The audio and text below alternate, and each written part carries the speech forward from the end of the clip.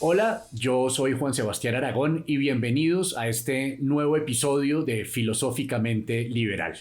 El día de hoy tengo el gran placer de tener a un gran compañero, un gran artista, un gran maestro, el actor Ramsés Ramos. Ramsés, bienvenido. Juan, hola, muchas gracias. Un saludo para ti y a todos los que se suman a esta conversación entre nosotros, Juan. Muchas gracias por la invitación a compartir aquí un rato contigo y con la gente que te sigue. Que así sea. Cuéntanos cómo ha estado esta temporada de pandemia y de cuarentena para ti, cómo lo has percibido, qué cosas han cambiado tanto en lo positivo como en lo negativo. Uy, Juan, esto ha sido, digamos que un proceso del que partí con la siguiente premisa. La incertidumbre pasó a ser el gran tema del momento a partir de que se declaró esta cuarentena, porque no sabíamos, no teníamos mucho conocimiento de los alcances de este virus, de la penetración del virus. Entonces yo dije, si aquí hay que estar encerrado y no sabemos este mundo hacia dónde va, y yo estoy con vida, y yo quiero preservar mi vida, entonces lo que tengo que hacer es tomar medidas para preservarla. Y en cuanto a mi cabeza, mi psicología, tratar de vivir cada instante del día con su valor mismo. O sea, vivir día a día esta situación para que no se me hiciera tan larga, no se me hiciera tan insoportable. Y en medio de eso empezaron a aparecer otros valores importantes. La introspección, yo vivo solo y esto me ha permitido tener acceso a una gran cantidad de tiempo que ya hoy por hoy te puedo decir que el día no me alcanza para todo lo que empecé a desarrollar. Y eso que estoy encerrado, y yo digo, pero ¿cómo es posible? No me alcanza el día para escribir, para leer, para ver las películas, para ver las series, para conectarme con los amigos que a veces aparecen por ahí. En fin, no alcanza el día para poder desarrollar las tareas que me fijo, porque de manera extraña, yo no sé si te pasa lo mismo, pero he hablado con algunas personas y les he hecho la pregunta de si han percibido que el tiempo en la cuarentena pareciera ir más rápido. Y muchos me han dicho que sí, que tienen la misma sensación. Y yo tengo eso, siento que el día no dura absolutamente nada. Tengo el sueño intranquilo porque no sé si hay como una especie de ansiedad por querer, querer aprovechar al máximo el tiempo. Entonces eso no permite que duerma con absoluta placidez y tranquilidad. Y bueno, el día marcha en un paso frenético, pues porque además yo vivo solo y aquí me toca pues tener varios roles, ¿no? El rol de ama de casa, de hombre que se surte sus alimentos, que hace el aseo, que le saca tiempo al estudio, a la lectura, a la escritura. En fin, ha sido muy placentero porque esa introspección ha permitido generar un concepto después del día a día, a partir de la incertidumbre, es tomar todo esto como esa oportunidad que permite acercarse a ti mismo y a partir de ti mismo desarrollar y desplegar una cantidad de actividades que tú en algún momento de tu vida anterior, eh, no hacías o aplazabas. En cambio aquí estás de frente a ella, a la mano, y la puedes desarrollar. Hace unos días me expresaba un amigo que sentía miedo de, de volver a la vida normal. Y yo le dije, hey, pero ven acá, eso de volver a la vida normal, ¿cómo es? No, sí, es que volver ahora que todo se reactive, pero ¿y por qué? ¿Qué pasaría si tú piensas que no es volver? ¿Qué pasa si tú piensas que en vez de volver, tú vas a renacer? Y ese concepto, cuando se lo dije, me gustó mucho porque de alguna manera es como lo que se ha venido muy poquito y muy sutilmente, paso a paso, construyéndose dentro de mí. Y eso es algo que me interesa mucho y a veces me descubro con cierto tipo de reacciones ante la vida, ante las interacciones humanas que me resultan ser muy gratas para mí y que estoy haciendo unos acentos especialmente en la humanidad y no los estoy haciendo en las formas que la humanidad ha creado. Y esa vaina me fascina. Por ejemplo, te puedo decir cosas. El día que permitieron que podíamos salir y utilizar un par de horas del día para caminar, recuerdo yo que me fui a la playa. Yo vivo aquí a la orilla de la playa y me fui a caminar y tú no te imaginas, yo no puedo describirte, yo no sentía una felicidad que asimilaba desde el intelecto y la razón. Era algo que venía de muy adentro de mí. Es una cosa casi que espiritual, mística, tal vez, y me dio un regocijo, una alegría. Fue exultante lo que pude vivir y disfrutar ese momento y disfrutar la naturaleza, disfrutar el mar, disfrutar los sonidos, la temperatura, la brisa. En fin, fue maravilloso ese reencuentro, porque empieza Pero uno. déjame interrumpirte ahí un poco porque es que estás nombrando una cantidad de conceptos muy interesantes y muy importantes de lo que nos está pasando a muchas personas en este momento. Estás hablando de incertidumbre y de la incertidumbre de cierta manera pues es permanente, existe siempre.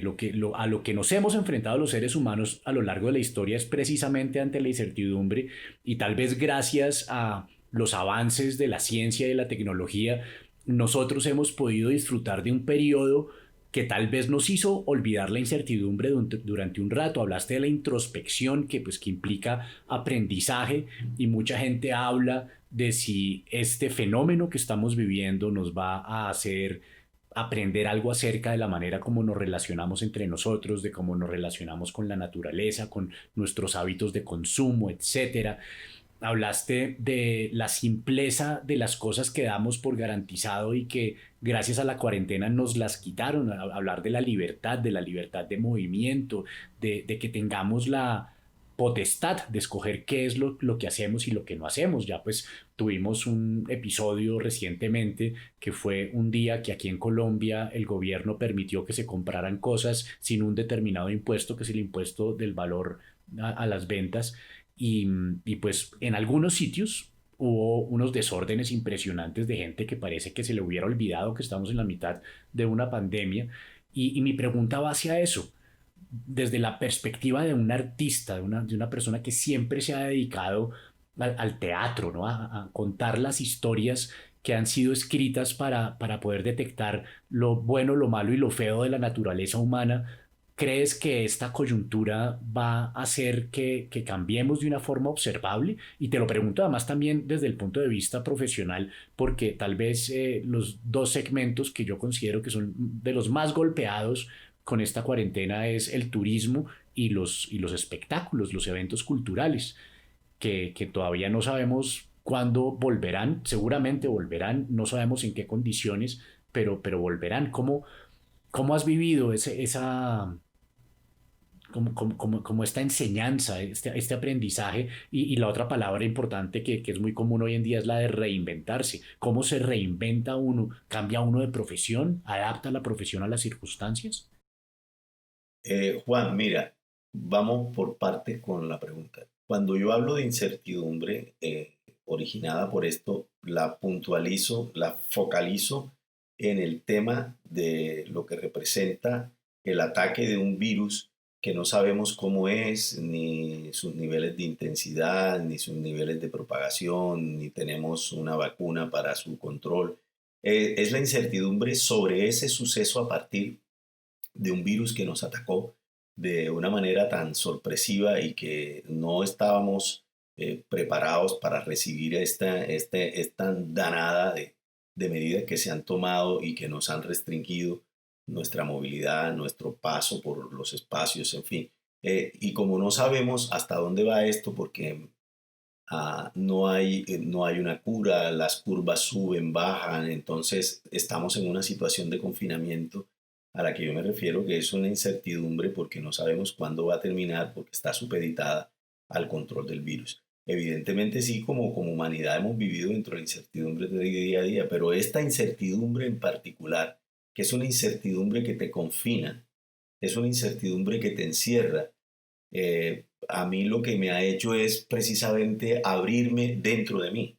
Y ese abrir dentro de mí es tal vez lo que me lleva a responder tu pregunta de si es posible que esto nos permita salir cambiados, transformados, reinventarse. Eso depende de cada quien, ¿no? Eso depende de cada quien y depende de la honestidad de cada quien con sí mismo. Porque una cosa es lo que alguien pueda pensar y construir desde sus pensamientos en esta situación en la que estamos de confinamiento, y cuando salga uno no sabe, ahí viene otra vez la incertidumbre, si todo eso que construyó en su cabeza va a ser aplicado a la hora de volver a una normalidad como mucha gente habla, pero sí confío sobre todo en las personas que tienen una enorme sensibilidad ante la vida y todo lo que representa la vida, el ser humano, la ecología, la naturaleza, las relaciones, la política, la sociedad, las culturas. Creo que sí van a llegar ciertamente con unos cambios bien importantes dentro de ellos y van a proponer derroteros distintos para que la humanidad pueda por lo menos fijarse en ellos y mirarlos como una posibilidad de seguir adelante. En cuanto a mí, esto me ha servido, como te dije, para esa introspección, y esa introspección me ha llevado a unos ejercicios que terminan convirtiéndose en material creativo y que creo que cuando esto termine, cuando termine y podamos otra vez activar en nuestro campo lo que es propio a él, que vuelva al teatro, que vuelvan las grabaciones, que vuelva el cine, que vuelvan las series.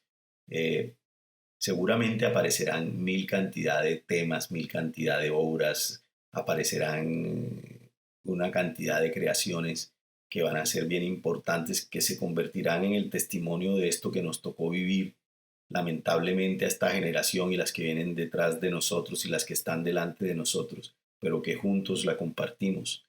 Y creo que habrá unos testimonios y unas piezas bien importantes. Ahí caigo en el tema de la creatividad, porque creo que la creatividad es la posibilidad de generar libertad en medio de este confinamiento.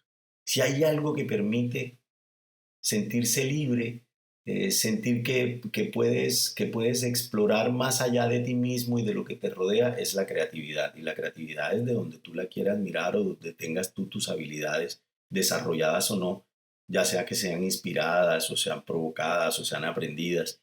Pero la creatividad es un gran elemento que nos va a ayudar a muchos a poder salir de esto y a llevarlo de una mejor manera. Y en mi caso, eso es lo que ha funcionado. Y la creatividad es libertad. Y yo lo pensaba porque cuando esto iba como por la mitad, como por el mes y medio o el mes, tal vez alguien me dice, es que nos metieron presos, nos tienen pagando cana, nos tienen tal. Y yo le dije, pero mierda, qué concepto. Y yo recuerdo que hace unos años yo tuve la oportunidad de dictar un taller para el Ministerio de Cultura en la Dirección de Poblaciones, y estábamos con población eh, privada de la libertad, chicas, adolescentes, y fui a hacer unos talleres en varias ciudades. Y el concepto donde, donde yo me paré para trabajar con estas chicas fue precisamente la creatividad como motor que genera libertad en el ser humano a pesar de estar metido físicamente en una condición de reclusión. Y eso tuvo un efecto impresionante porque se desarrollaron una cantidad de piezas creativas a partir de los talleres que se hicieron ahí. De ahí salieron canciones, poemas, pequeñas piezas para representar crónicas, cuenticos. Tú no te imaginas lo lindo que fue eso y lo maravilloso que fue poner en el corazón de esas chicas el tema de la creatividad como posibilidad de libertad, porque por el momento que estuvieron ahí sentían que se iban de ahí, de esa reclusión. Entonces, por eso traje eso ahora, a esta situación que estamos viviendo a partir de lo que ese amigo me comentó. Y yo dije, ve, tengo la herramienta para poder vivir esto de una manera mucho más grata y está ahí. desarrollo de las habilidades creativas. Bueno, mira, ahí me haces recordar lo que propone Harari en su primer libro y es cómo lo que nos permitió a esta especie de los Homo sapiens dejar de vivir como hoy observamos que viven los chimpancés o los gorilas, precisamente fue la creatividad, esa capacidad de inventarnos estas ficciones y de creérnoslas y que nos permite trabajar en grandes números de manera flexible, como lo define él, para construir esto que llamamos cultura. Y dentro de la cultura, una de las manifestaciones más importantes de la cultura desde hace miles de años está una cosa que se llama el teatro. Hay un director polaco que lleva muchos años viviendo aquí en Colombia, que ha hecho una gran obra, director con el cual tú has trabajado en muchas ocasiones, que es Pavel Novici, y él hace poco hizo una declaración muy polémica diciendo que en Colombia no existía el teatro.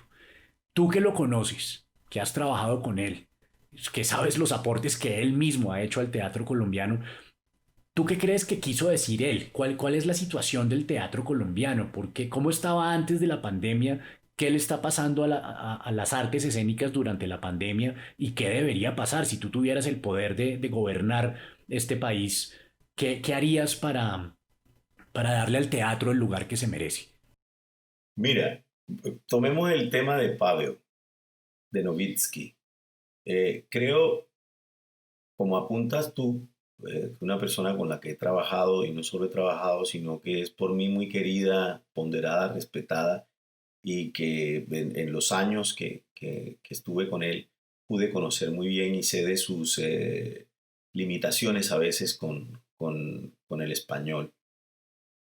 Mm, Creo que lo que él trata de transmitir es malinterpretado, ¿me entiendes? Y bueno, sabes, somos como somos y tomamos las cosas de la manera como la queremos tomar, a veces con cierto nivel de aprehensión y de prevención. Y yo lo que creo que Pavel trata de decir es que él habla de él habla de que no es que no se haga teatro, sino es que exista el teatro como un estamento que hace parte del país y que como estamento que hace parte del país, que hace parte de su estructura cultural y social, ¿me entiendes? Es un teatro que que está explayado en todo el territorio nacional y está en la conciencia, en el gusto y está en los pensamientos de las personas como una necesidad de lo que el teatro representa para la humanidad, que es ese espejo donde se puede mirar. ¿Ve? Él se refiere es a eso, no a que aquí no se haga teatro, ni hayan existido grupos de gran preponderancia y valor y que hayan proyectado el teatro colombiano a los niveles que lo han proyectado. Él no quiso hablar de eso, está hablando del teatro como un estamento, como un tesoro de valor cultural y artístico para el país. Y lo que él siempre habla es de invitar a que el Estado de alguna manera está en la obligación, así como está puesto en valor la salud, la educación, también el arte debe estar sustentado por el Estado en una gran mayoría, sobre todo los artistas que se dedican a esto y que no tienen en ellos como ese desarrollo de capacidades comerciales e industriales, porque el artista está más en el terreno de su creación y de la exploración de sus propuestas creativas.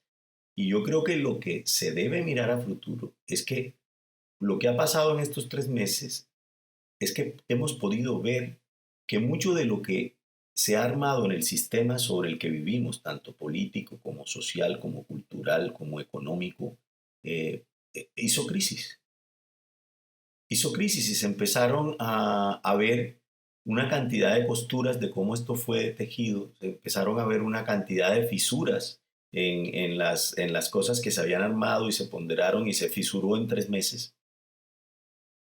Estas son las visiones que tenemos que recoger muy bien para saber cómo es que este edificio lo vamos a armar, porque esto lo armamos entre todos. Esto no es solamente un tema de los unos o los que están acá. Esto lo armamos entre todos, pero con una voluntad de hacerlo y con una capacidad de escuchar y de servicio muy grande. Si no, no es posible. Si no, vamos a tener otra vez desequilibrios. Y en cuanto al tema que compete al teatro en sí. Por ejemplo, para mí es absolutamente clave que las regiones, por lo menos de este país, deberían tener sus compañías estables de teatro, subvencionadas por los gobiernos locales y el gobierno nacional, y que en ella trabajen las personas que hacen parte del universo del arte del teatro, directores, productores, actores, personas que trabajan en logística, personas que trabajan en el arte, personas que trabajan en la confección de vestuarios, en la producción de zapatería, y todo enfocado para esto. Eso es de Bueno, vital. En Cartagena tú tienes uno de los ejemplos que a mí me parece más hermoso en nuestro país y es el ejemplo del Colegio del Cuerpo, dirigido por Álvaro Restrepo, que ha convertido una escuela de danza contemporánea en toda una herramienta muy poderosa de transformación social y que pues los resultados están ahí y son evidentes y yo creo que tomando en cuenta lo que cuesta subvencionar un proyecto de estos, que en el caso de Álvaro Restrepo, hasta donde yo tengo entendido, ha sido subvencionados por el gobierno francés, Ujú. pues ha tenido un impacto grandísimo. Quiero preguntarte a ti, ¿cómo llegaste al teatro? ¿Cómo te ha transformado a ti al teatro? Y cómo has visto que el teatro, ya como nos contaste con el caso de las reclusas, cómo puede transformar el teatro a una sociedad tan particular como la colombiana? Mira, yo en estos días leí una frase que me pareció me gustó mucho. Y esta frase decía algo así como que mm, el arte, el arte no, no transforma, ¿sí?, las sociedades, no transforma las ciudades, el arte no transforma los países, pero el arte sí puede cambiar a las personas. Y en ese sentido, creo que ese es el valor de esto y es algo que en mí siempre ha estado. Por ejemplo, cuando dicto clase y tengo grupos tan numerosos, me pasa esto que digo, caramba, voy a entrar a esto, son 50 personas, 40 personas.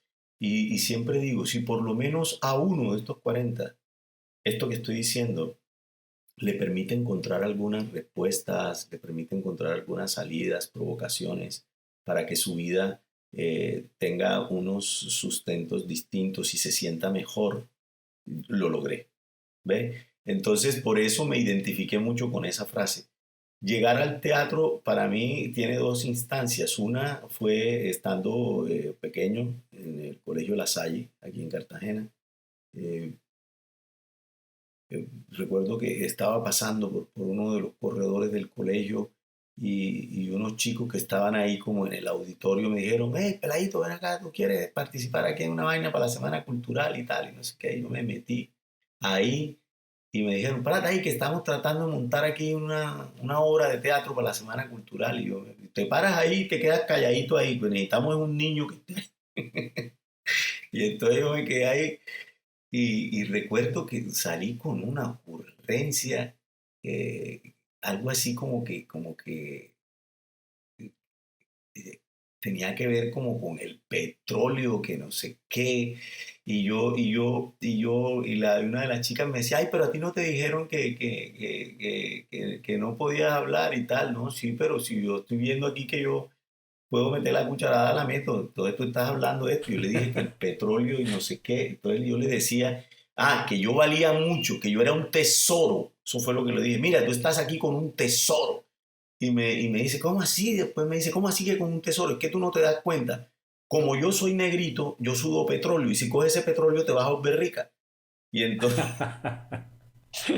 y esa vaina le causó mucha simpatía a los que estaban ahí, me dejaron ahí. Bueno, yo después en las jornadas culturales del colegio participaba en cuanta vaina, fonomímica, danza, obras de teatro y tal. Después llegó pues la adolescencia y con ella las preocupaciones propias del adolescente, sus rebeldías, sus vainas.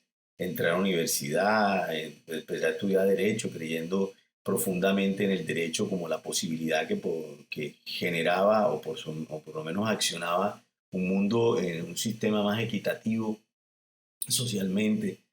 Y, y pues es un poco alentado la relación con mi padre, que es abogado. Entonces yo creía firmemente en eso, pero cuando empiezo a estudiar derecho y estoy trabajando con mi Cuando dices papá, creías, quiere decir que dejaste de creer en eso.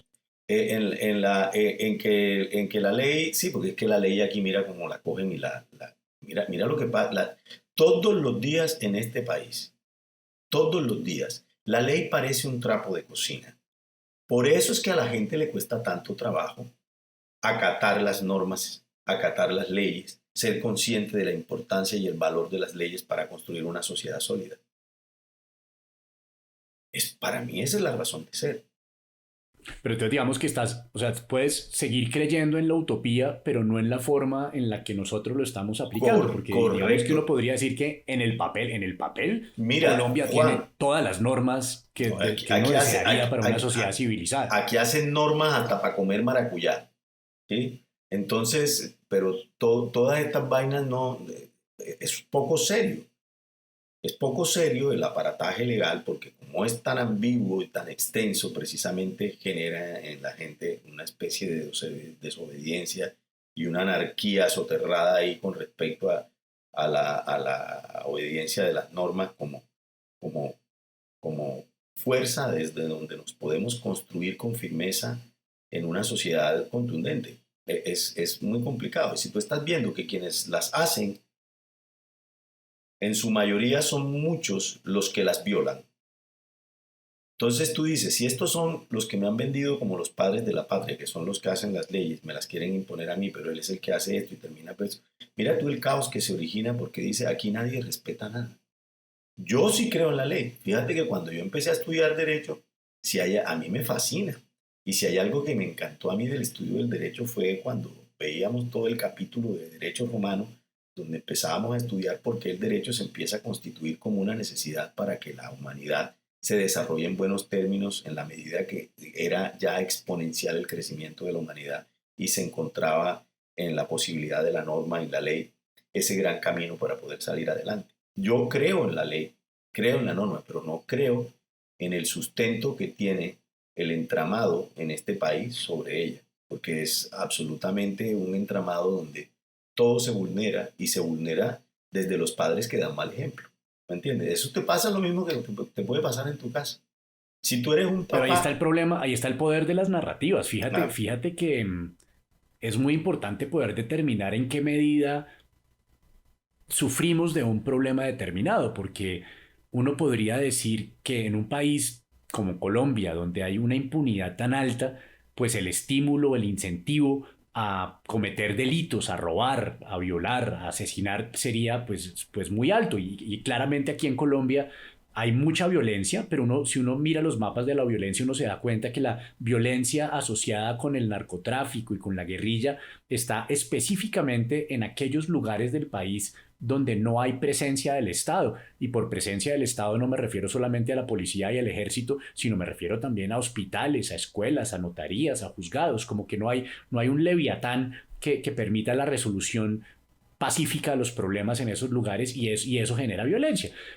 Pero también el poder de las narrativas, digamos, los colombianos hemos sufrido una estigmatización en los 80 y en los 90. Todo el mundo creía que éramos narcotraficantes y aquí yo me alejo un poquito de la gente que cree que los extranjeros creen que los colombianos somos narcotraficantes por culpa de las series de televisión. No, yo creo que creen que somos narcotraficantes porque la inmensa mayoría de la cocaína viene de Colombia. A veces le tenemos más miedo a la ficción que a la realidad, pero esas narrativas donde se generaliza desde el desconocimiento, también puede ser un obstáculo muy grande para resolver los problemas y de eso ya vamos a hablar más adelante con los problemas de racismo, de discriminación, de homofobia, toda esa estigmatización, toda esa generalización desde el odio viene desde el desconocimiento o desde la presunción que todos los de allá son malos. ¿No pasa un poco de eso? ¿Cómo podemos cambiar esa narrativa para saber cuál es el estado real de las cosas? pues fíjate, ahorita que hablábamos del teatro, para qué el arte, y decíamos, el arte no transforma ciudades, pero cambia personas. Tenemos que enfocarnos en las personas. Tenemos que dar asistencia a las personas con respecto a la posibilidad de acercarse a estas narrativas, de acercarse al sustento que crea un Estado para levantar su sociedad, que es la educación, el arte, la salud, ¿me entiendes? Y eso tiene que ser muy sólido en la construcción de una nación, porque si no hay un desorden tremendo.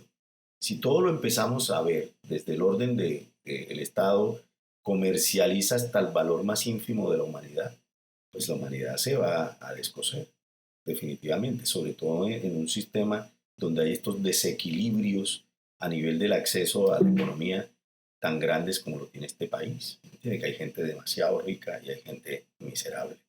Entonces, hay que hacer una revisión de eso. ¿Cuál es el mejor modelo para aplicar en una sociedad como la nuestra? Y en eso, las narrativas, como tú dices, son absolutamente transversales a todo. Por eso la gente debe tener acceso a esto.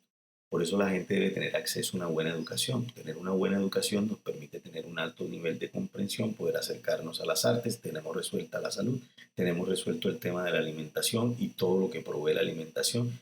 Pero si todo esto se empieza a comercializar, pues muy probablemente en estos desequilibrios que tenemos, donde aquí no todos son empresarios, no todos son industriales, son muy pocos, es muy complejo. Es muy complejo sacar un Estado adelante con modelos que no son consecuentes con la realidad que vive un país.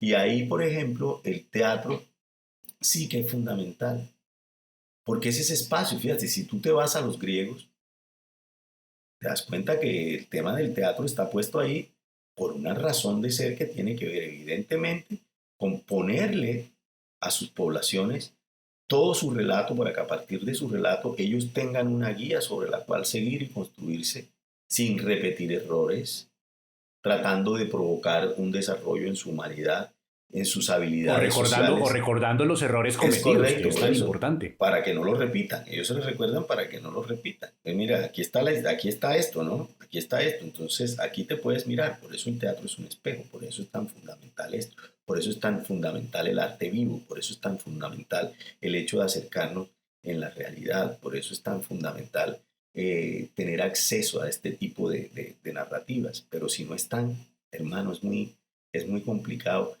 Y yo sí creo en el poder de las artes incidiendo en las personas. Eso para mí es absolutamente claro. Hay mucha gente que dice que el arte no sirve para nada. Y pues, bueno, para que tengan razón, de donde se pare. Pero lo que sí yo puedo garantizar es que esa persona puede decir que el arte no sirve para nada, que el arte para qué, que para qué gastarse esa plata en esa vaina, que porque eso que produce, eso que da, eso que da. Y yo sí le puedo decir, produce mejores personas. Bueno, pero hablemos de un caso puntual en el cual tuve el placer de trabajar contigo y es una aventura en la que nos embarcamos juntos que se llama Uva pasa bajo el sol. Cuéntame cuál fue tu percepción desde cuando conociste la obra hasta lo que logramos hacer con ella y lo que espero que falte por hacer porque espero que ese proyecto no haya visto sus últimos días todavía. No, ese proyecto eso es todavía mucho jugo el que puede salir de esa fruta. Eh, Especialmente en las circunstancias que estamos viviendo hoy en día. Es un tema claro, tristemente vigente. no, es terrible. Pero fíjate, Uva pasa bajo el sol es una obra que para mí, digamos en un sentido, es una obra que va sobre la dignidad humana.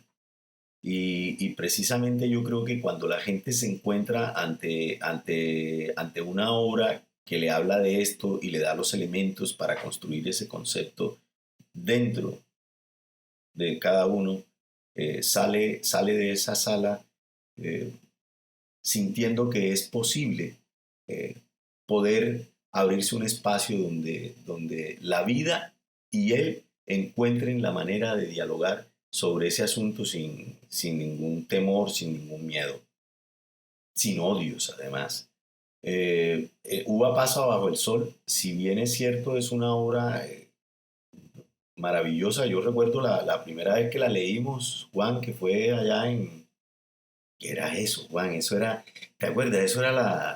Eso era un sitio de Esteban Navaja, si no estoy mal, No, era un sitio, una escuela de coaching que de tenía un coaching, espacio que nos sí. prestaron Ah, para sí, la sí, lectura. sí. Pero para la gente que nos está oyendo y nos está Mm, viendo y que no sabe de qué estamos hablando, Uva pasa bajo el sol es una obra de teatro norteamericana considerada por muchos académicos como la obra de teatro afro más importante de la dramaturgia norteamericana y que hasta donde nosotros sabemos nunca se había representado en Colombia y nunca se había representado en español hasta donde tenemos noticia y nos embarcamos en la idea de montarla aquí en Colombia, pero hacerlo con unas condiciones artísticas y técnicas del más alto nivel para que el mismo montaje fuera un ejercicio de dignidad e inclusión porque la representatividad de la población afro en Colombia, tanto en el teatro como en la televisión, es mínima. Esa es una forma de racismo, es invisibilizar la presencia de una tercera parte de la población colombiana.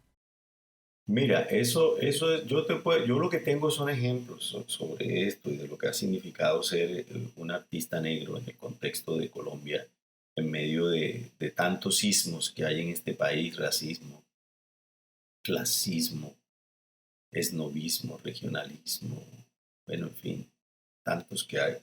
Pues yo he podido vivir de cerca eso. Y hay pues, cualquier cantidad de comentarios tan desobligantes. Yo recuerdo cuando hacíamos esta obra y decía, mira qué consecuente estamos siendo. La obra habla de dignidad y estamos haciendo esta obra con mucha dignidad y mucho valor y preponderando muy bien lo que significa no solo la obra, sino nosotros como artistas negros colombianos. Y, y, y decía, mira que es posible. Entonces, ¿dónde está toda esa construcción que he escuchado yo durante tanto tiempo? Que me decían a mí, incluso como director de algunas obras y como actor, no solo del teatro, sino de la televisión y el cine, me han dicho que las historias de negros no se hacen porque los negros no venden. Entonces, ¿que para qué hacen historias de negros si eso no va a funcionar? No va a funcionar a nivel económico.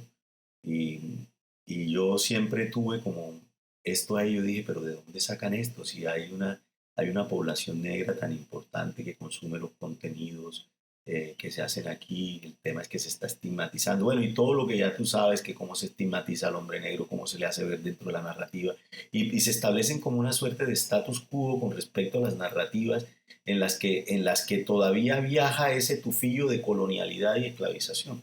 Y además con una visión muy angosta, porque eso querría Correcto. decir que entonces Hamlet es solamente para los daneses y Es Romeo y correcto, Julieta es solamente para los eh, veroneses.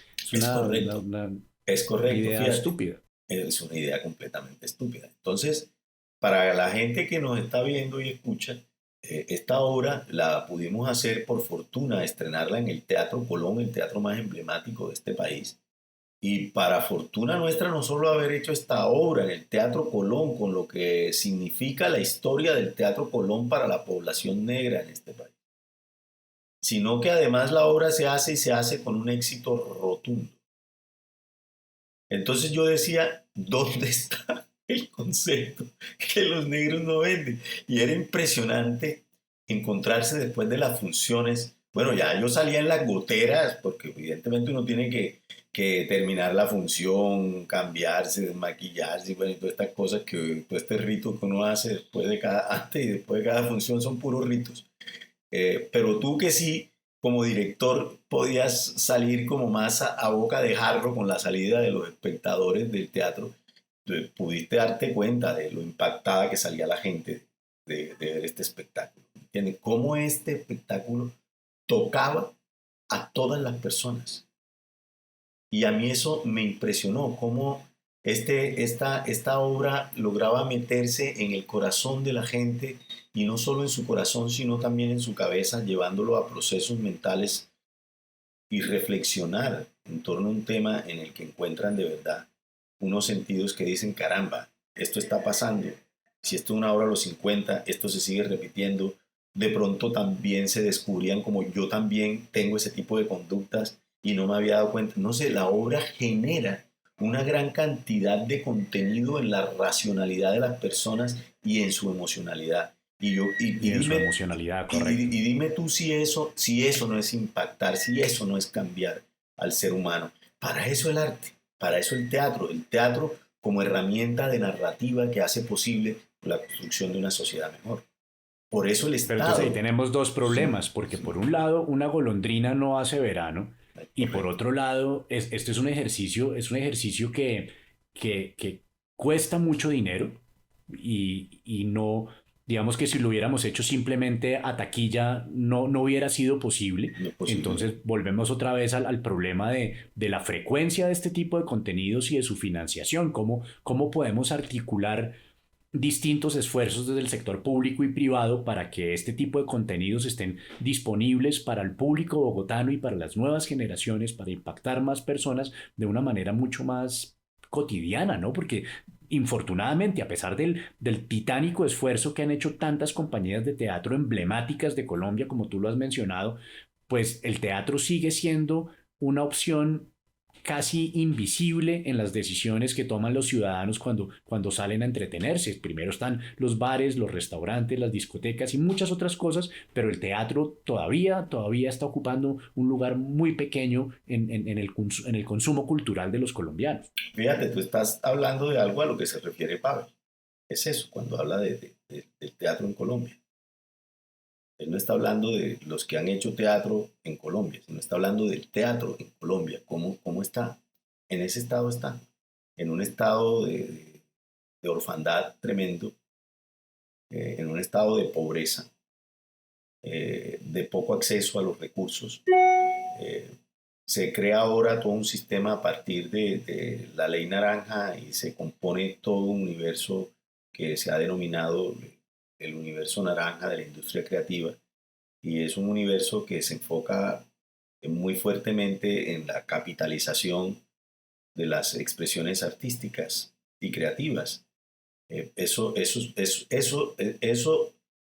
uno lo puede entender, ¿cierto? Lo puede entender aplicado al desarrollo de una economía, pero yo creo que para aplicar este tipo de políticas que tienen que ver con la cultura indiscutiblemente, eh, habría que pararse muy bien en qué terreno estás y el estado del terreno en el que estás, porque es que tratar de imponer otra vez un sistema, un modelo en algo que aún no está resuelto e imponerlo de esta manera, ahí es donde este sistema no ha podido dialogar con la gran mayoría de los artistas del país.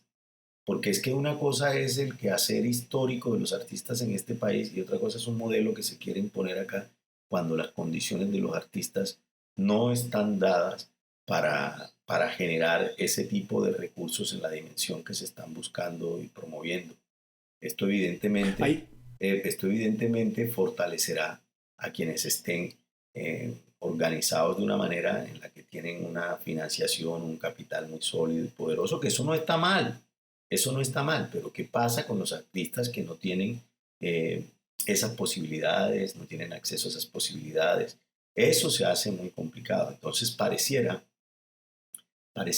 que el artista, y cuando hablo de artista, yo soy un privilegiado, pero, pero cuando hablo de mucha gente, por ejemplo, mucha gente que trabaja en el terreno del arte aquí, que les toca, hermano, que no los conoce nadie, que los recursos que hay son ínfimos, que pareciera por momentos que esto es un tema como de limosna y no de entendimiento de las dimensiones de lo que el arte tiene como relato para sustentar el desarrollo de un Estado. Pareciera que no se entendiera. Yo digo, bueno, ¿qué está pasando con quienes regentan el gobierno de nuestro sistema político? ¿Qué pasa con ellos y su relación con el arte? A veces me hago esa pregunta. Ellos, ¿cuál es su pensamiento sobre el arte? ¿Qué ven ellos en el arte? ¿Cuál es su acercamiento y su nivel de entendimiento y de sensibilidad con el arte? Eh, Porque me salta esta premisa. Nadie puede respetar ni valorar lo que no conoce. Entonces, como no lo conozco, no lo valoro y como tengo poder, entonces lo menosprecio. ¿Ve? Y me centro en otro tipo de direcciones que puedo dominar y que resultan más atractivas para mi beneficio, no solo económico, sino para mi beneficio como agente político de un Estado. ahí abriste una carpeta muy interesante porque todo este tema de la economía naranja, que es como la bandera del actual gobierno acá en Colombia y que precisamente dice que quiere promover las industrias culturales y creativas como un gran motor de desarrollo y de riqueza para el país. Y que pues yo debo decir en mi experiencia que tal vez sea la primera vez que yo oigo a un presidente o incluso a un candidato desde que era candidato hablar con tanta insistencia de la cultura en un ecosistema del que siempre nos quejamos de que la cultura es el último interés en nuestros gobiernos y pues que creo que hay evidencia, alguna evidencia al respecto.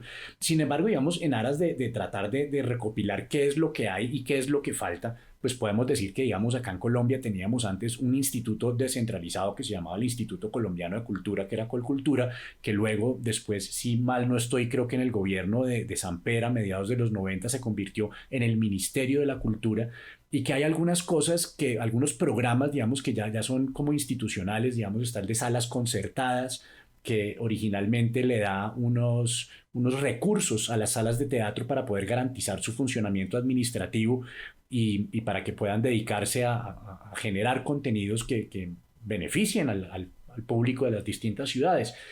Hay una serie de estímulos tanto a nivel nacional a través del Ministerio de Cultura como a nivel local, a nivel distrital a través de las alcaldías, donde se hacen unas convocatorias, unos concursos, donde se reparten unos dineros para la creación, para circulación, etcétera, que han tenido unos resultados que tal vez tú puedas conocer mejor que yo. Y ahora está, digamos, como este otro universo donde se trata de activar cierto tipo de actividades desde el punto de vista económico, autosostenible, rentable, etcétera. Yo quiero preguntarte si esos dos universos son incompatibles, porque una de las cosas que yo sí observo es de los beneficios que la ley naranja pretende darle al ecosistema. Uno tiene que ver con no pagar impuestos sobre la renta bajo ciertas condiciones en un ecosistema donde la mayoría de los artistas no pagan impuestos sobre la renta porque tienen unos ingresos muy bajitos y que además les implica generar unos puestos estables de trabajo y unas inversiones en el lapso de 3 años que yo muchas de los emprendimientos culturales que conozco no estarían en las condiciones de poder recibir ese beneficio por lo que he citado, porque ya son muy vulnerables y la inmensa mayoría de ellos trabajan en condiciones de informalidad. Los actores, los escenógrafos, los músicos, todo el mundo trabaja en unas grandes condiciones de informalidad. Hay una que me parece muy interesante que fue recientemente aprobada y que es muy parecida a la que se hizo con la ley del cine y es donde se va a abrir otras convocatorias donde los artistas pueden presentar unos proyectos y aquellos seleccionados pueden ofrecerle a unos potenciales inversionistas un beneficio del 165% del valor que donen al proyecto o que inviertan en el proyecto, lo cual en el cine ha logrado canalizar unos recursos muy importantes y que esa ley del cine logró, como tú muy bien lo sabes, logró que nosotros pasáramos de producir una o ninguna películas al año a estar produciendo 40, 50 películas al año y que eso pues ya ese ejercicio de poder tener a un combo de gente muy creativa dedicados a la producción audiovisual ya nos ha llevado a tener una presencia de Colombia en los grandes festivales del mundo, en nominaciones al Oscar, en Cannes, etcétera, y eso es un resultado pues que evidentemente es positivo. Podemos esperar que de este tipo de acciones y de aprendizajes, porque nada es perfecto, podamos lograr poner en movimiento el motor de la cultura en Colombia a través del teatro, de la danza, de la música. Juan, hay una cosa que a mí me- me llama mucho la atención y es este concepto. Creo que este es un país que necesita desarrollar su cultura y no utilizar la cultura para el desarrollo. Primero yo pensaría que lo que hay que hacer es desarrollar la cultura. Y desarrollar la cultura es darle su estatus, darle su importancia, abrirle los espacios para que se pueda manifestar, para que las personas tengan acceso a ella, la valoren, la respeten y esto genera, pues ya lo sabemos, todo un tema de identidad, de construcción de personas, todo lo que generan los elementos culturales. ¿Cierto? Otra cosa ya es el desarrollo a partir de la cultura, que es cómo industrializo yo los elementos culturales para hacerlos rentables, sostenibles y todo esto, cosa que es un discurso más económico que cultural. Eh, Te pongo un ejemplo de por qué es importante el desarrollo de la cultura. ¿Y por qué no hemos tenido acceso a eso? Aquí tú vienes a Cartagena constantemente y que eres un hombre que ama esta ciudad. Aquí tenemos un teatro, que es un teatro que tiene un valor muy importante, es una joya arquitectónica y que es de un enorme valor. Y ese es un teatro que tú ves que se desgasta es en el tránsito de todo menos de eventos que tengan que ver con las artes escénicas. Entonces es un teatro que es Y que aquellos eventos que tiene en su gran mayoría están dirigidos a una población turística y no a la población local de correcto, Cartagena. correcto. Entonces, por eso te planteo esto, porque te quiero mostrar desde el espejo de Cartagena cómo es que es esta vaina para ver si esto nos invita a una reflexión a esas fronteras entre la cultura y el arte, la industrialización del arte y estas cosas. Y fíjate tú, ese teatro es de muy difícil acceso para los artistas locales. Nunca hay espacio, nunca hay tiempo, porque preponderan el alquiler del espacio para los matrimonios, los grados y estas cosas. Otro dato, entonces, como los artistas locales les cuesta tanto trabajo poder acceder a ese espacio, como la gentrificación ha ido consumiendo, digamos, el territorio del centro de Cartagena, el cartagenero se ha ido desplazando de esos espacios. Tú puedes creer, Juan, que en esta ciudad, en el año y pico que llevo yo viviendo aquí, y de esta inmersión que he hecho en las zonas marginales, pues conociendo la gente, sus expresiones y todo, mira, me he encontrado con una vaina tremenda. Niños y jóvenes de Cartagena no conocen el centro de Cartagena, no conocen el mar Niños de viviendo, Cartagena. viviendo en Cartagena. Es como loco, ¿no? Uno diría, este man está echando carreta, ¿no? O sea, aparte de Y una muralla histórica, tenemos sí, una muralla económica y correcto, cultural. correcto. Entonces, fíjate tú, esas narrativas, cómo llegan a la gente, cómo van a ser estas personas para que estas narrativas les lleguen.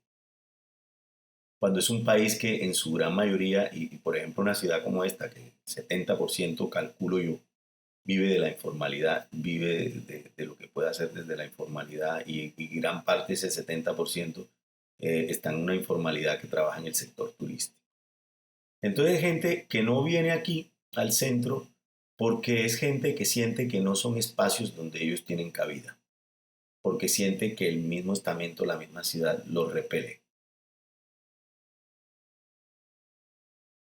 Me contaba un historiador de aquí en estos días que un día estaba él en el camellón de los mártires sentado con otro amigo historiador y, había frente a la banca de ellos un muchacho negro sentado, adolescente, pues pobre, porque cuenta él que se veía con eh, unas ropas muy desgastadas. Y de pronto el pelado está sentado ahí y llegaron un par de policías a quitarlo de ahí. Y este señor, que es un historiador bien importante de la ciudad, se le acerca al policía y le dice, óyeme, ¿y tú por qué estás levantando a este muchacho? Y esta persona, este historiador, es un hombre que se autodefine como hombre negro. Le digo, ¿tú por qué estás quitando al muchacho de ahí? No, señor, porque es que aquí no puede estar. ¿Y no puede estar por qué? No, porque es que tenemos orden, que es que la gente así como él no está aquí. ¿Cómo así que la gente así como él? O sea, como tú lo ves negro, pobre, entonces no puede estar en el centro. ¿Quién da esa orden? Y después viene el tipo y le dice, ¿y usted quién carajo es y tal? Que me viene a reclamar que soy un policía y no sé qué. No, no, yo simplemente soy un ciudadano que te está diciendo. Y el otro compañero que estaba con él le dijo, mira, este señor es fulano y fulano de tal. ¿Sí? Entonces ten cuidado. Entonces fíjate tú las transacciones que hay aquí. Hay que desarrollar primero la cultura. Eso es importante. El acceso de la gente a la cultura, porque no solo es el hacerla, sino ¿Cuál es el nivel de acceso de la gente a la cultura? Eso no está. Eso ¿Y tiene y qué tipo de cultura? Pues es yo estoy correcto. convencido de que si tú le preguntas a cualquier ciudadano de raza, ahora hablamos de raza, porque es que la raza, realmente la raza es una sola, Sí, el claro. Homo sapiens es una Sí, sola es raza, una y sola esto raza, que sí. nosotros hemos considerado como razas, que la raza negra, la amarilla, la No, blanca, eso son etcétera, las son etnias. construcciones culturales, eso son etnias, Sí, exacto, son manifestaciones, son otro tipo de características, pero no clasifica como raza. sí. Pero seguramente si le preguntas a una persona que consideramos, entre comillas, de raza blanca, de un estrato socioeconómico medio o alto, y le preguntas cómo va a educar a sus niños con respecto al clasismo y al racismo, seguramente va a censurar ese tipo de manifestaciones y va a decir que eso está mal y que eso hay que combatirlo. Pero realmente esos niños van a aprender de la forma como ven a sus padres relacionarse Claro. con distintas personas en lo cotidiano, ver qué tan representados están, lo que podemos considerar los otros en mi vida cotidiana. Entendamos por otros cualquier cosa. Los extranjeros, los músicos, los poetas, los homosexuales, cómo concibo la diferencia. Y ahí es donde está, ahí es donde tenemos que hacer el cambio cultural. Correcto. Qué le dirías tú a una persona, como hay muchas en Colombia, que dicen que en Colombia no existe el racismo? Hermano, tú estás hablando de un país que construye un doble discurso todo el tiempo, ¿sí? Y no hay una consecuencia ni una coherencia entre el discurso y la acción. Voy a poner un ejemplo. Un amigo actor que ya murió, que me ha escuchado hablar de este tema del racismo y ha visto las obras que he hecho yo sobre el racismo y esta vaina, me llega un día y me dice, ay, Rances, si tú ahora estás metido con ese asunto del racismo y eso, ay, pero mismo, bien. Ay, yo sí te digo una cosa, yo no sé por qué me pueden decir a mí que yo soy racista. Yo jamás he sido racista, por Dios, jamás. Mira, si cuando yo era niño, yo le permitía a los niños negros que fueran a mi casa y estuvieran en el patio de mi casa. Y ahí yo jugaba un ratico con ellos y tal, para que ellos se sintieran que tenían acceso desde el patio de la casa un ratico con ellos. Y a ti no te parece que eso... O sea, lo acabas de decir claramente y no te das cuenta. El problema Claro, es eso, que no nos claro. damos cuenta de nuestro clasismo, no nos damos cuenta de Correcto. nuestro racismo. Racismo, te voy a poner otro ejemplo. Una vez organiza Nicolás Montero una lectura de unos textos de Gabo para un evento que se iba a desarrollar en el Museo Nacional con su biógrafo inglés y pues una élite bogotana muy importante, y estábamos acompañados de un cuarteto sinfónico de la Sinfónica Nacional, y los lectores éramos Carmenza Gómez y yo. Leímos estos textos de Gabo, una selección que hizo Nicolás. Y cuando se terminó esto, pues hubo un cóctel y yo estaba por ahí hablando. De pronto se llega una señora, entrada en años, bogotana, y y me dice este piropo, porque esto fue un piropo. Sí, esto es un piropo que ella me dijo, yo le di las gracias por ese piropo tan hermoso. Me dice, ay, viejito, usted a pesar de ser negro lee muy bien. Carajo, muy bien, lo felicito. ¿Te Es da, impresionante. te da cuenta? Entonces somos casi que inconscientes de eso, de esas manifestaciones que están ahí. Lo que tú decías ahorita, cómo estamos viendo este país tan... Porque eso está, fíjate que el país mismo funciona así. Tiene un discurso montado en la Constitución del 91, pero sus acciones no replican ese discurso. Se dice en la Pero eso pasa Constitución, en todas partes, Ramsés. Yo sí, creo que sí, no, no, no, todas sí, las no, constituciones proscriben la discriminación correcto, pero y sin embargo hay racismo en todas partes. en Mira lo todas que está partes, pasando. en todas partes, no hay decisiones, no hay decisiones. Aquí hay una ley antidiscriminación racial y uno no ve que la estén aplicando. ¿Sí me entiendes? Para conductas que tengan que ver con ese tipo de discriminación. Uno no ve esa aplicación. Entonces no hay una consecuencia porque en el ser humano está metido como una suerte de virus con respecto a ese asunto. Virus que parte de la educación misma. Si tú aquí escuchas, mira, yo vivo aquí frente al hospital de Boca Grande, y un día escuché a una señora en la radio, lo leí en el periódico, desesperada, decía que entonces ya ella no puede salir de aquí, porque todos esos negros hasta se han apropiado de las calles, entonces ya no pueden salir a las calles. Y es la gente de bien. No, y realmente, y lo digo de verdad porque no, Mm. no es gente que sufra de una patología, no es gente que tenga problemas distintos a una mala educación y a una cultura que arrastra siglos y siglos de discriminación y de unos sesgos que nos impiden relacionarnos como seres humanos iguales ante la ley, porque que eso es otra concepción errada, cuando la gente dice, ay, pero qué jartera todo el mundo igual. Tienen toda la razón, la diversidad es de lo más maravilloso que tiene la cultura humana en todas sus manifestaciones, Sí, pero en oye, una cosa pero que sí tenemos que ser todos iguales es en oportunidades y en protección de la ley. claro, para eso tenemos la racionalidad. Pero si es que tú ves la diversidad en la naturaleza misma. O sea, ¿por qué es tan difícil aprender de la naturaleza? Tú la ves en las plantas, tú la ves en la fauna, tú la ves en el cielo, tú la ves en la misma tierra, tú la ves en el mar. O sea, tú estás viendo la diversidad y estás viendo cómo armoniza esa diversidad y genera un planeta. Pero fíjate que es el mismo ser humano el que tiene este planeta desequilibrado por sus prácticas, por su comportamiento, por su mal uso de los recursos, por, por desnivelar la balanza de la manera que la hace con la naturaleza. Somos una raza muy compleja, ¿ya? Muy compleja. En efecto. Yo no sé hasta dónde vaya esto a llegar, ni sé si algún día terminará, ni sé si algún día tendremos una humanidad que haya podido superar todos estos temas discriminatorios.